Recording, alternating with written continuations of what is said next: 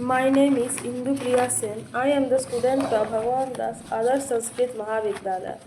I study in Shastri 6th semester. Now I want to discuss about social issues and the environment. From unsustainable to sustainable development. Until 2 decades ago, the world looked at economic status alone as a measure of human development. Thus, countries which that are economically well developed and where people were relatively richer were called advanced nations, while the rest, where poverty was widespread and were economically backward, were called developing countries. Most countries in North America and Europe, which had become industrialized at an early stage, have become economically more advanced. They not only exploited their own natural resources rapidly but also used the natural resources of developing countries to grow essence to grow even larger economies.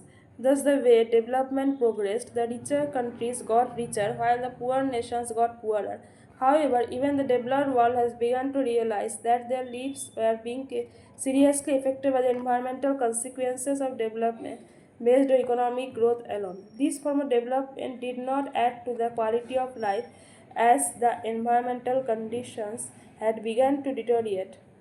By the 1970s, most development specialists began to appreciate the fact that economic growth alone could not bring about a better way of life for people unless environmental conditions are improved.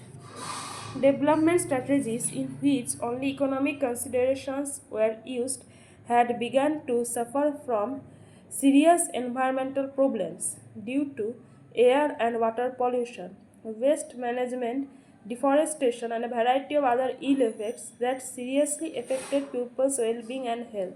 There were also serious equity issues between the haves and the have nots in society. At the global and national levels, the disparity in the lifestyle between the rich and the poor was made worse by these unsustainable development strategies. Many decades ago, Mahatma Gandhi envisioned a reformed village community based on sound environmental management. He stressed on the need for sanitation based on recycling human and animal manure and well ventilated cottages built of recyclable materials. He envisioned roads as being clean and free of dust. His main objective was to use village made goals instead of industrial products. All these principles are now considered part of sound long term development.